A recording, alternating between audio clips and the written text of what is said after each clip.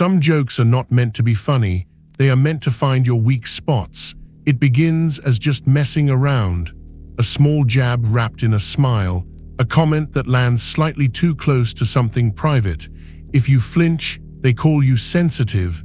If you laugh, they call you cool. Either way, they learned something. They learned what you protect. They learned what you will swallow. They learned where your locks are. This is the humor probe. Humor used as a lockpick.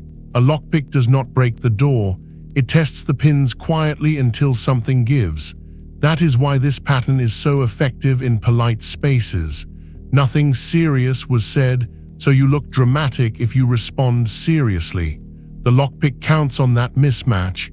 It uses play to do surveillance. The first mark is plausible deniability on demand. The joke is framed as harmless, but it has a target. It points at your competence, your status, your history, your body, your limits, your mistakes. The target is never random. The target is diagnostic. If you ask why it was said, you are told you are overthinking. If you say it hurt, you are told you can't take a joke. The same move repeats. The impact is dismissed by hiding behind intention. Intention becomes a costume. The probe hides inside it. The second mark is the split test. They make the same kind of joke around different people and watch what happens. Around someone with strong boundaries, the joke stays light and general. Around someone with weak boundaries, the joke becomes sharper and more personal. The probe is adaptive. It learns what it can get away with. It is not humor style. It is calibration. Calibration is what predators do before they bite. The third mark is how quickly the fun turns into leverage. Once they learn you will laugh to keep peace, they raise the stakes. The next joke is meaner. The next one is closer to your private life. The next one names your insecurity in public language, but with a wink. The wink is the lockpick. It says, "This is not real," even as it makes it real. This is how humiliation can be delivered without ever being admitted. The fourth mark is the reversal trap. When you object, the probe flips the narrative and makes you the problem. Not by denying the words, but by diagnosing your reaction. You are told you lack humor. You are told you are tense. You are told you are insecure. The content is ignored. Your reaction becomes the subject. This is a courtroom trick. It moves the spotlight away from what they did and onto what you are. When your reaction is the subject, they can keep probing forever. The fifth mark is the exclusive laugh. They try to recruit you into complicity by making the joke feel like insider intimacy. The laugh becomes a badge. If you laugh, you signal alignment. If you don't laugh, you risk being treated as an outsider. This is why the probe loves group settings. Groups fear exclusion more than they fear disrespect. The probe uses that fear like a handle. The joke becomes a loyalty test. Now the realism. Some people are simply awkward. Some people use jokes to cope. Some jokes misfire. The difference is what happens next. A decent person adjusts when impact is named.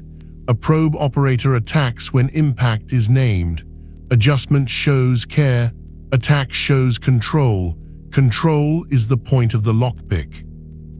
Here is the internal mechanism that makes you vulnerable. Most people were trained to treat warmth as safety.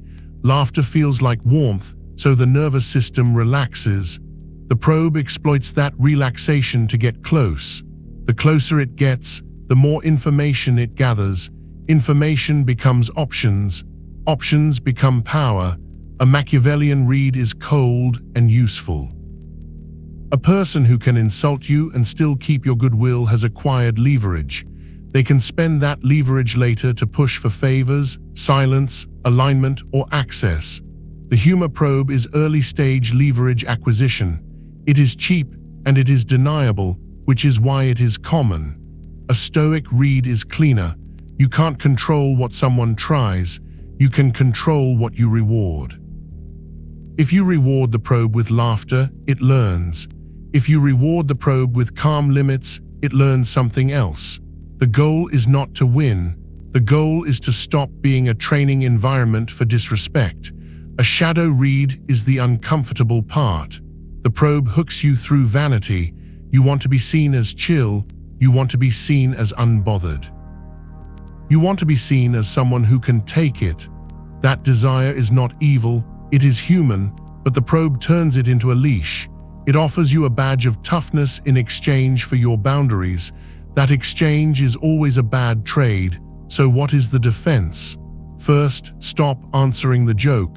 Answer the jurisdiction. Do not debate whether it was funny. Do not perform hurt. Do not perform rage. Keep it dry, don't make jokes about that. Not a topic. No, dry language removes the lockpick surface. Lockpicks need emotion to slip in. Dryness gives them nothing. One directive line matters here: do not buy peace with laughter. Second, name the pattern once, then watch behavior. A probe survives on repetition. If you name it and it stops, you are dealing with clumsiness. If you name it and it escalates, you are dealing with a lockpick. The pattern is the diagnosis, not the person's explanation. Third, refuse the reversal trap. When they tell you that you are sensitive, you do not argue about your sensitivity. You return to the boundary. I'm not discussing my personality. I'm telling you the topic is off limits. This keeps the spotlight where it belongs, on consent. Fourth, protect your witness set. Probes love audiences. They love laughter from others because laughter turns harm into normal. If someone keeps probing in public, do not try to win the room. Remove your availability. Shift where you stand. Stop answering. End the exchange. The probe feeds on your engagement. Starve it. Fifth, separate bonding from teasing. Teasing can be affectionate when it is symmetrical and negotiated. A probe is asymmetrical and unilateral. If you are always the target, it is not bonding. It is sorting. It is testing who will accept a lower position without protest. Position is what the probe is bargaining for. There is also a practical tool that makes this easier.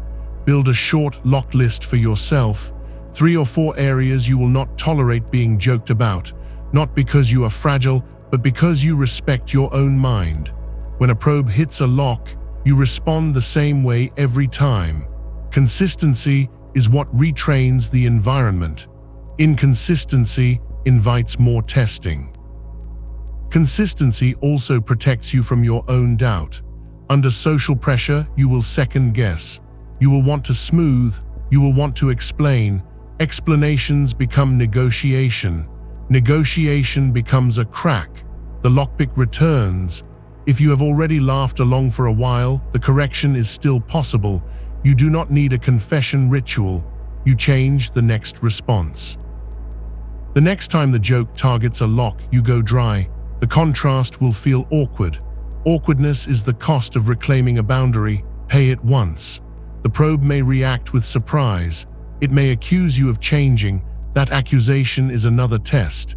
If you rush to prove you are still fun, you reopen the door. If you keep your boundary, the probe is forced to choose. It can respect you or it can leave. That choice is your filter. There is one more layer that matters. The humor probe often appears right before a larger ask. After a sequence of jabs, the probe will try to cash the leverage. It will request a favor that crosses a line. It will request your silence about something. It will request your support in a conflict. It will request that you excuse a behavior. The earlier jokes were not random. They were practice. They were teaching you to accept discomfort without naming it. When you see the cash out coming, the defense is the same. You do not debate the story. You set the limit and you keep it. Second directive line, used once. Treat repeated jokes as data. Data tells you whether you are in a room that respects you. Respect is not the absence of teasing. Respect is the presence of adjustment. When your boundary is stated, respectful people adapt.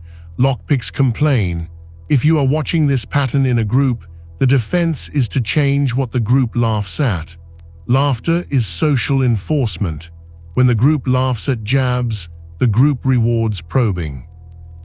When the group goes quiet at jabs, the group removes the reward. Quiet is not virtue signaling. Quiet is boundary support. This is not about becoming humorless. It is about refusing humor that is used as a tool of positioning. True humor relieves tension. The probe creates tension and calls it fun. True humor makes people breathe. The probe makes people monitor. You can feel the difference in your body. After real laughter, you feel bigger. After a probe, you feel smaller. Smaller is not comedy. Smaller is control. When you stop paying with laughter, the lockpick loses interest.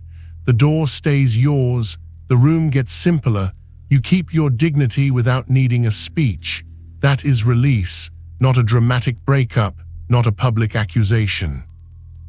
Just a dry boundary that teaches the environment what it can no longer take. Your locks are allowed. There is a quieter probe that looks like self-deprecation. They joke about themselves first, then slide the blade toward you. The self-joke is the permit. It says this room is loose, so your boundaries should be loose too. When you accept the permit, you accept their jurisdiction over what counts as light. Then your lock list becomes fair game. Some probes also use compliment jabs. They praise you while introducing a small cut. You're actually smarter than I expected. You're pretty confident for someone who, you're surprisingly calm. The word surprisingly is the needle. If you react, you are vain. If you don't react, they learn they can cut under the cover of praise. Another version uses repetition with a softer voice. It never escalates in volume, it escalates in accuracy. Each joke gets closer to the thing you don't want exposed. The softness is deliberate. Loudness looks aggressive. Softness looks playful. Softness keeps bystanders relaxed while you are being measured. Measurement is the entire game. A probe operator also watches your timing. They note how fast you smile. They note whether you correct the record. They note whether you look around to see how others reacted. These are tells. They map which social cost scares you the most. A person who fears looking rude will laugh. A person who fears looking weak will laugh. A person who fears isolation will laugh. The probe chooses the fear that buys the cheapest laugh. That is why the defense is not to become mean. It is to become unwilling. Unwillingness can be quiet. It can be neutral. It can be boring.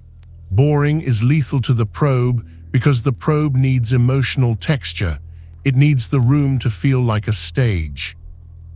When you respond with a flat boundary and then continue as if nothing happened, you remove the stage lighting. The probe is left holding a lockpick in plain sight. There is a small technical move that helps. When someone says the reversal line, "It was a joke," you can respond with a single sentence that ends the loop. "I know, still know." This acknowledges their claim without granting it power. It returns you to jurisdiction. Jurisdiction is the only conversation worth having. You may also notice an impulse to justify your lock list. Do not. A lock list is not a debate topic. If you justify, you create a negotiation space where the probe can argue about what you should tolerate. That argument is another probe. It is simply a verbal lockpick. If your boundary is met with a sulk, treat the sulk as a confession of intent. A person who cared about connection would adjust. A person who cared about control will punish. Punishment is the probe admitting what it wanted all along. When you practice dry boundaries, you will discover a secondary benefit. You begin recognizing clean humor. Clean humor does not need a target. Clean humor does not need deniability. Clean humor does not leave you scanning afterward. It is simple, shared relief. It makes the room safer, not smaller. Once you can tell the difference, you stop confusing laughter with belonging. Belonging is the ability to say no without losing your place. That is the real joke. The probe laughs when you surrender. A healthy room laughs and still respects your locks. There is also a personal hygiene step that prevents you from turning every awkward joke into a crisis. Decide your threshold in advance. Some jokes can be ignored once. What matters is pattern. Patterns reveal intention, whether or not the person admits it. If you treat every jab as a moral emergency, you exhaust yourself and you create theater. The probe loves theater. Theater makes everything about reaction, so you operate like a technician, you log the data, you respond only when the probe hits a lock, you keep your response small, you observe whether adjustment occurs. This is not coldness. This is precision. Precision is what keeps you from being trained by someone else's entertainment. If the probe is embedded in a group, the group may interpret your boundary as you not being fun. That is a cheap label designed to restore the old rhythm. Fun is not a requirement for dignity. If the group cannot tolerate a simple no, the group is not bonded. It is bonded around a target. A group bonded around a target will eventually rotate the target. You can also protect yourself by placing your own humor on a different axis. Joke about ideas, joke about absurdity, joke about the world's odd angles. Avoid joking about people's personal locks, including your own, if you are in a room that has not proven its safety. Safety first, then looseness. In a room that is not safe, looseness is a donation. A donation will be treated as permission. One more subtlety matters. When you go dry, do not overcorrect into contempt. Contempt is another kind of hook. It invites escalation and it creates drama. The probe wants drama because drama creates a second chance to win. Dryness is the clean exit because it offers no second chance. It is simply a closed door. A closed door is not hostile, it is private. Privacy is what the humor probe is trying to dissolve. It wants you porous. It wants your inner life available for casual entertainment. When you keep your inner life private, you deny the probe its material. Material is what a lockpick needs. When you protect your material, the room becomes clearer. People who want real contact will adapt. People who want targets will drift away. Both outcomes are useful. That is the practical promise here. You are not trying to control what people say. You are controlling what they can access. You are teaching the environment what it costs to touch your locks. When the cost is clear, the lockpick stops. The final layer is your own recovery from being probed.